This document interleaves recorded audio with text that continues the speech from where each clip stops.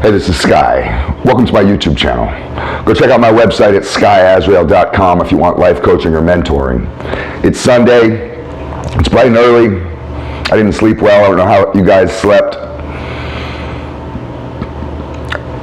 I just want to get into this study group. I got so much to talk about. I don't know if I can get to it all in one video. So this video might go a little bit long. I may have to just kind of cherry pick through some of this stuff, although I don't want to. I want all these points that I wrote down, and I got 2 pages of them. Usually I only have 1 page. I think all this stuff is worth for you guys to hear and to marinate on. So we'll just see how far this can go and see what happens. The first thing I wanted to talk about was a quote that I heard on a talk radio show on AM radio. Every once in a while I'm flipping through the dial, and my radio was on AM radio for some reason. I don't even know how it got there. I must have hit a button. And I was listening to these 2 guys talk. Yeah, they do have AM radio. That shit still exists. Every good cause starts as a good cause and degenerates into a scam. I thought that was a pretty interesting statement. First thing I thought about was Black Lives Matter. There's many others. We can think of examples where it starts off as a fairly righteous idea, right? And then it gets turned into a business. It gets turned into a brand. It gets marketed by some very sophisticated individuals, money-hungry motherfuckers. And then it just degenerates. It devolves into this scam. And that's what Black Lives Matter did. Name one thing Black Lives Matter ever did. Put it in the comments below. What city did they actually help? Put it in the comments below. Tell me, educate me. You guys love them so much, right? You're so supportive of it. I just triggered half of you. What have they done? Other than buy a bunch of goddamn mansions and basically rob their own people. This leads me to my next statement. This was a question, and I thought it was interesting. Can fighting for justice become an obsession? Can fighting for justice become an obsession? Obsessions are bad. When you think of obsession, someone who's obsessed, think of Gollum.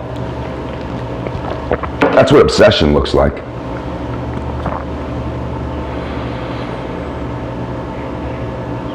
This is the woke movement. It started off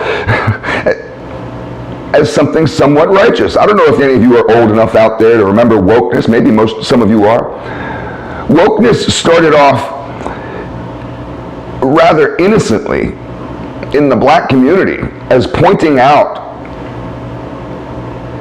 kind of racist, obviously racist aspects of society or instances within society. Stuff that was completely obvious, that hadn't really been dealt with yet. And I don't think anybody, we're talking 10 years ago, really had a problem with this idea of being woke, because what it meant is to kind of see through the veil. To be woke meant to be awake.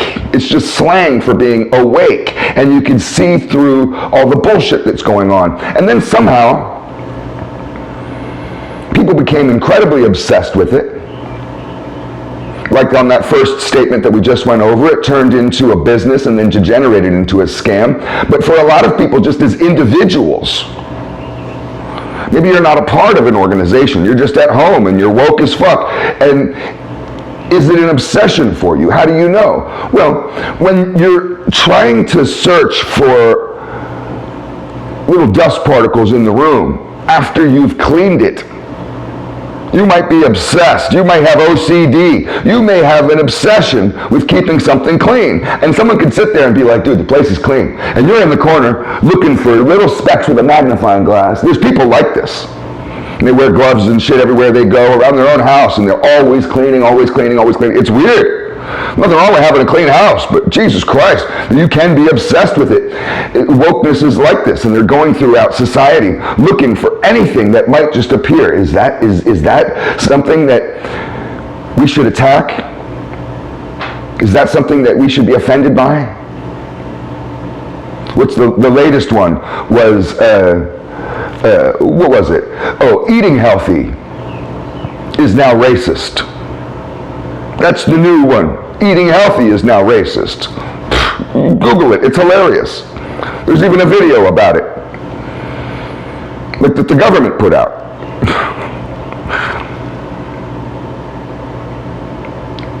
Let's go to the next one. This was a statement that kind of caught me. It may speak to some of you, it may not speak to others. I don't need to be my own Messiah. I don't need to be my own Messiah. I don't need to be my own Savior. What's a Messiah? That's your Savior, right? We think of Jesus or something. There's other Messiahs. I think Jesus is the most famous one.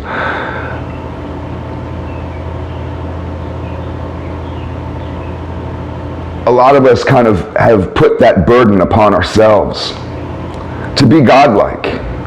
And if you're in a place of weakness, if you're in a place of despair, you're being oppressed, you're at the bottom, you're broken, you're on the ground and you're broken, and I've been there.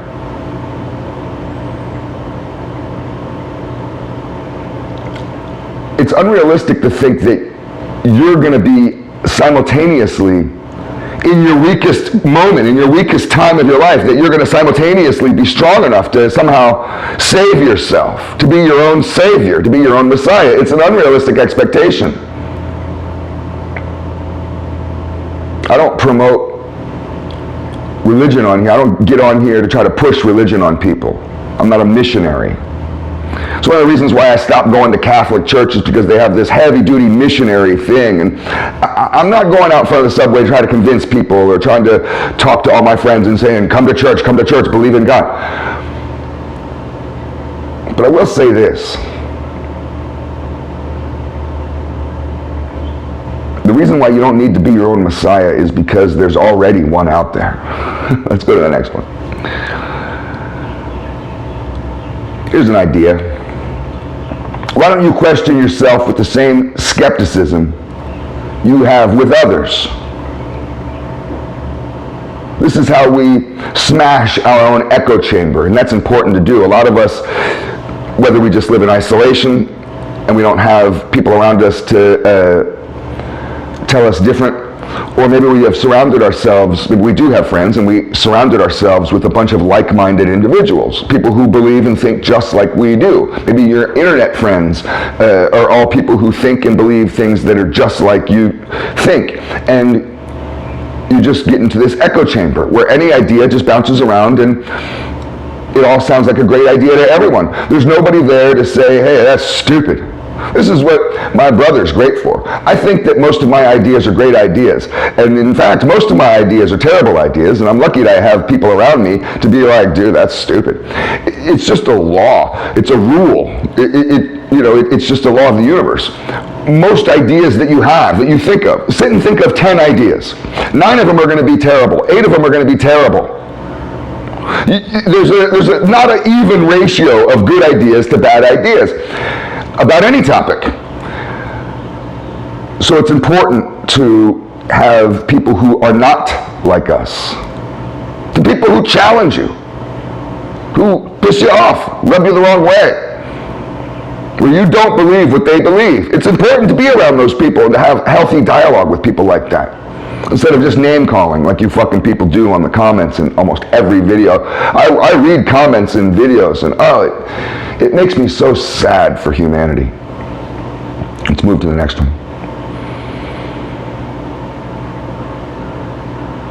If you know what you want, you know when you're failing. If you know what you want, you know when you're failing. When you have a specific and clear goal in mind, when you're trying to reach a goal, any goal, and that goal is very specific and very clear, you have a good idea of what it is that you're trying to accomplish. You've thought about it a lot in a lot of different angles. It's clear to you. You can explain it to somebody very easily so they understand it. Then when you have that, that's hard to get. That's not easy to land on. But when you finally get that, you know every day that you're not doing what you should be doing. You know that you're straying from the path, and when you do, when you're not putting in work towards it, it's so obvious. Now you may decide, I don't feel like fucking with that right now, but you know. I want to write a book, and I'm not writing today. I know I'm failing today. I'm failing to finish this book today. You can think of anything like that. This is a basic concept. It's important to go over basic stuff sometimes, just the most obvious stuff. Responsibility leads to happiness.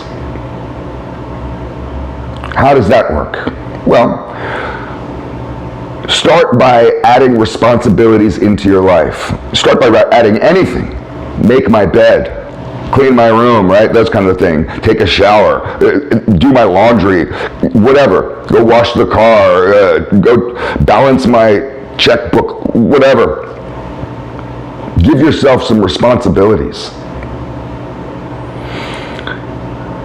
In that daily disciplined lifestyle of making lists and accomplishing your responsibilities, going to work, taking care of your kids, your responsibilities, make lists of responsibilities.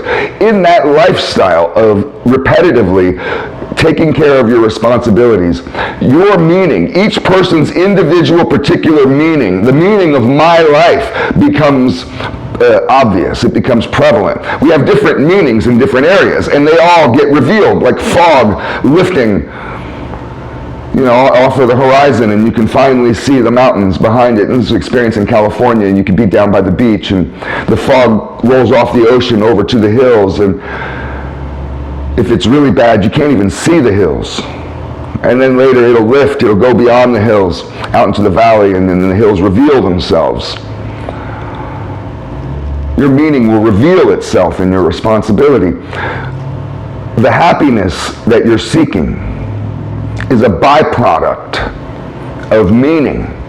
So then when you have found your meaning and you're following your meaning, you can look at meaning and purpose as similar. When you've followed your meaning and your purpose, which you have found within your responsibilities in this mind, body, and soul lifestyle, you become happy.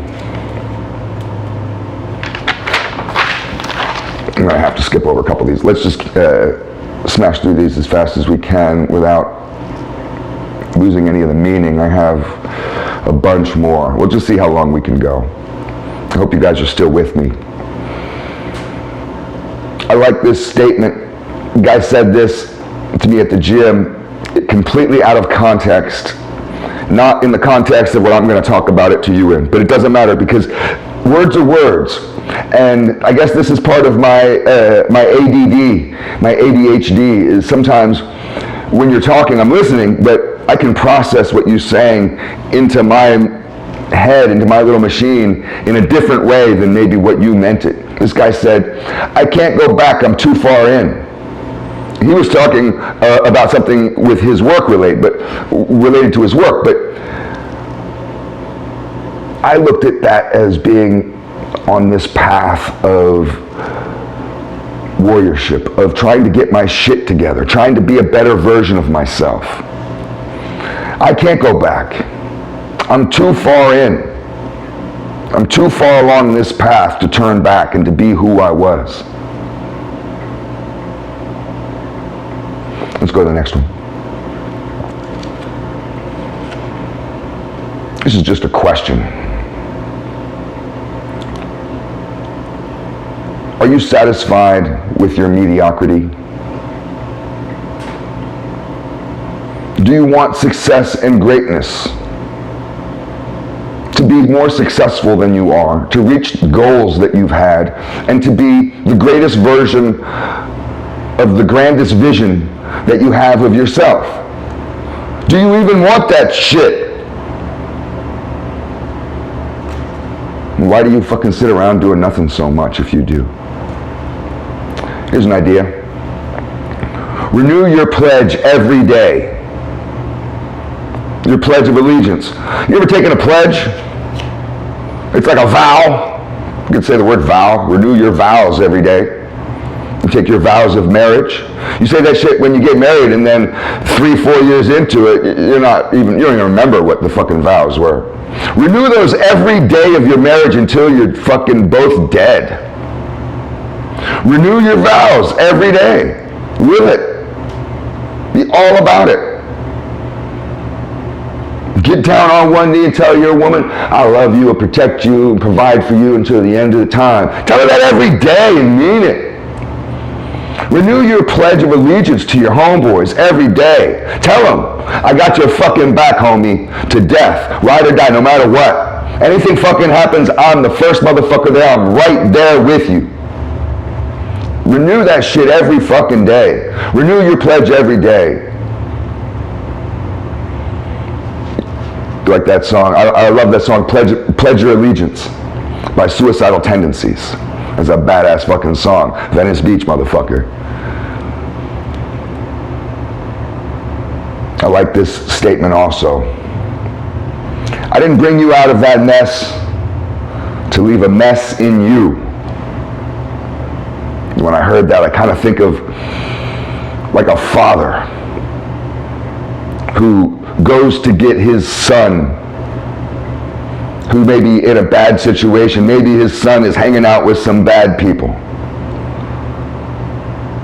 And the righteous dad, the hardworking dad, is trying to instill values in his kid who's strayed, comes in and snatches him out of that situation. But it's not enough to just bring somebody physically out of a situation, because that situation may have traumatized us. So it's not enough that I just get you out of the situation. I'm not gonna leave you in that mess. But it's your job to make sure that mess isn't left in you, because I risked my life to come into that dangerous area to get you.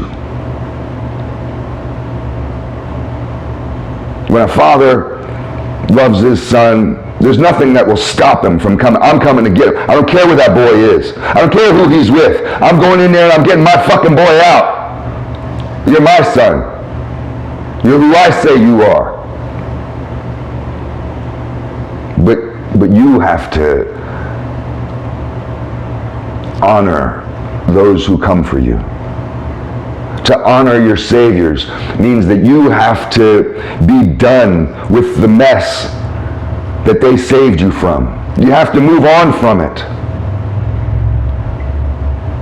And if you don't, if you're still stuck with that torture, that shit, you're not in it anymore. If you're still stuck with it, you're not honoring your saviors.